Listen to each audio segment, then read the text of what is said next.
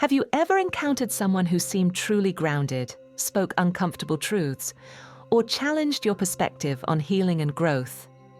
And did you, or someone you know, feel an immediate urge to pull away, criticize, or dismiss them? It's a common phenomenon, and it reveals a deep truth about the difference between seeking comfort and pursuing genuine transformation. Welcome to this exploration with leveraged success. Many people express a desire for spiritual growth, healing, or deeper truth. They read books, attend workshops, and follow guides.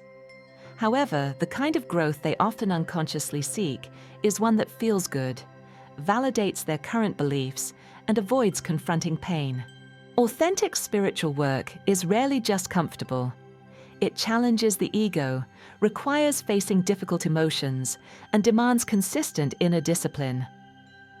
When a guide embodies this challenging path, it can feel threatening to the parts of us clinging to comfort and illusion.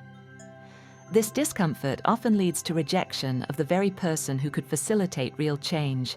Real spiritual workers and healers reflect uncomfortable truths back to us. They don't offer platitudes or simply affirm everything you believe. Instead, they might gently or sometimes directly point out patterns, defense mechanisms, or unresolved wounds you've been avoiding. This level of honest reflection can be deeply triggering. The ego's primary job is to keep you feeling safe and in control, even if that safety is built on denial. When someone threatens that perceived safety with truth, the ego activates defense mechanisms like anger, denial, or outright dismissal of the messenger. It's a protective reaction against perceived threat. For example, imagine someone constantly attracting emotionally unavailable partners. A genuine healer might explore their early attachment wounds or fear of intimacy.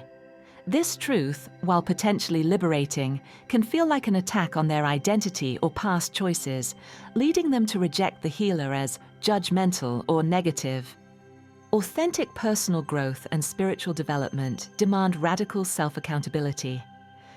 This means taking full responsibility for your life experiences, your reactions, and your choices.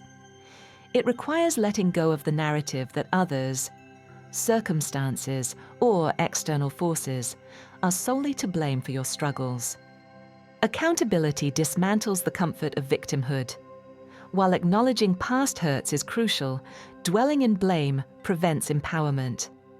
Many people are not ready or willing to relinquish the perceived safety and often unconscious benefits of identifying as a victim.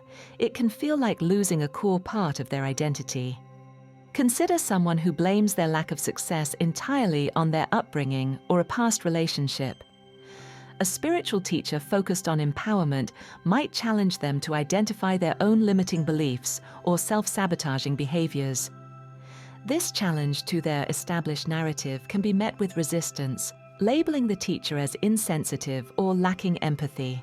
Genuine healing necessitates exploring your shadow self.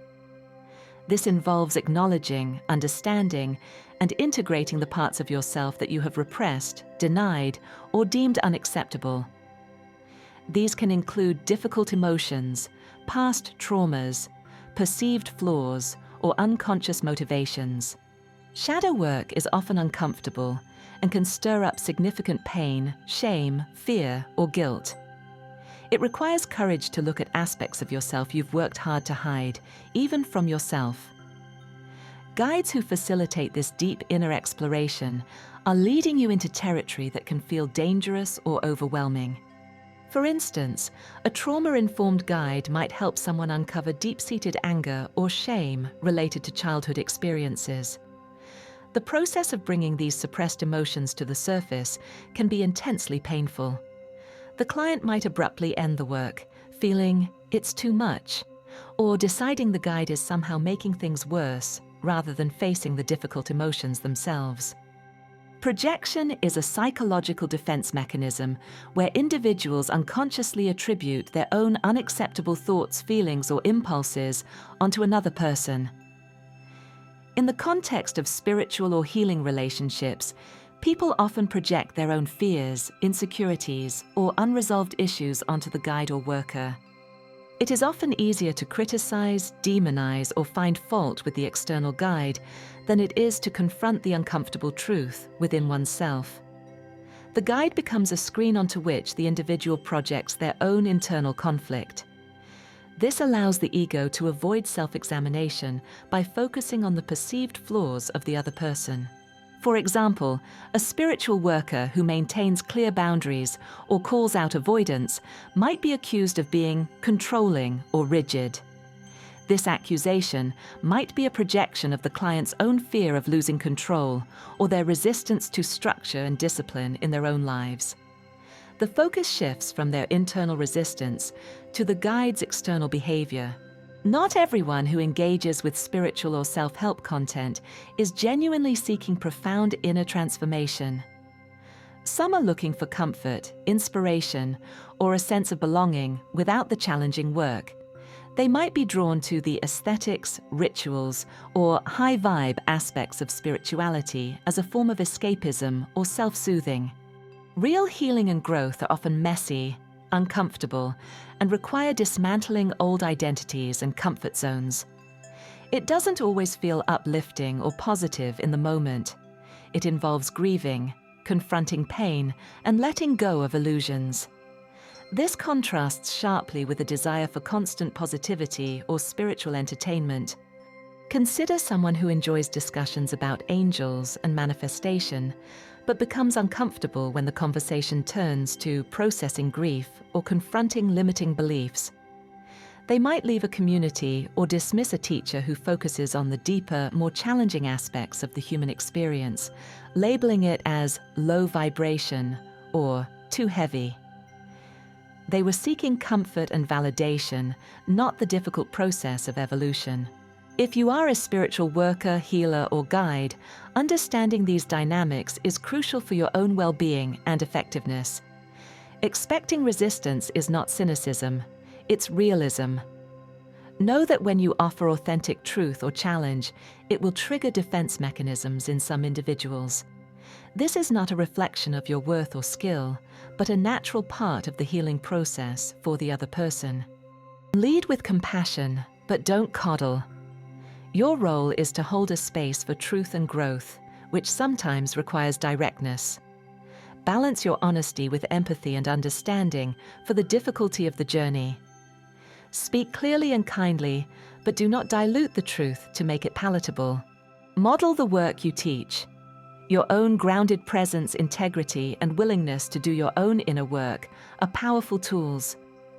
Embodying the principles you share speaks louder than any words. Your authenticity can inspire trust and demonstrate the possibility of navigating discomfort. Finally, release attachment to outcomes. You cannot force anyone to heal or transform. Your role is to offer guidance, support, and a reflection of possibility. People must choose to walk through the door you open. Holding on to the need for them to change in a specific way will lead to burnout and frustration. Trust the process, both yours and theirs. If you are on a path of personal growth or spiritual development, cultivate self-awareness about your own motivations and resistances.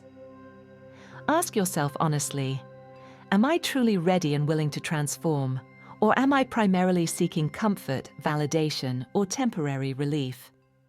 Be honest about what you are truly seeking. Learn to sit with discomfort. Growth rarely happens within your comfort zone. When a teaching, a guide, or an experience feels challenging, triggering, or uncomfortable, see it as an invitation. Instead of immediately withdrawing or dismissing it, explore the feeling. Ask yourself what this discomfort is trying to show you about yourself. Beware of idolizing guides. Instead, focus on integrating the teachings. A true guide will empower you to find your own inner wisdom, not become dependent on them. They will challenge you to think for yourself and apply principles to your own life. Welcome the challenges they present as opportunities for deeper integration, rather than expecting them to have all the answers or make everything easy.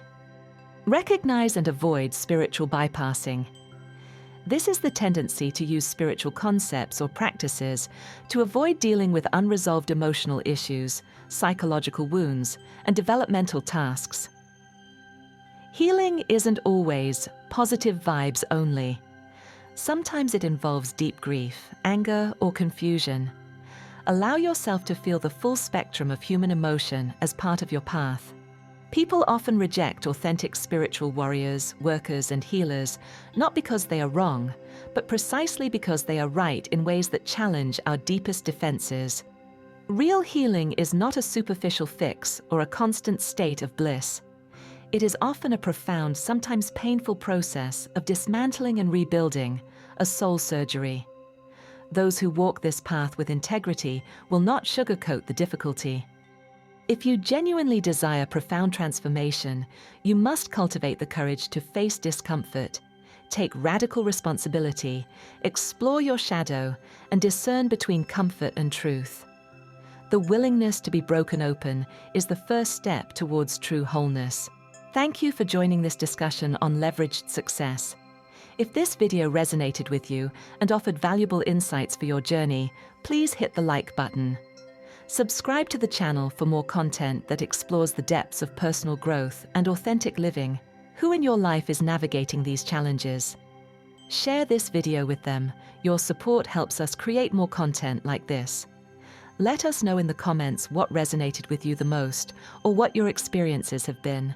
See you in the next video. Next.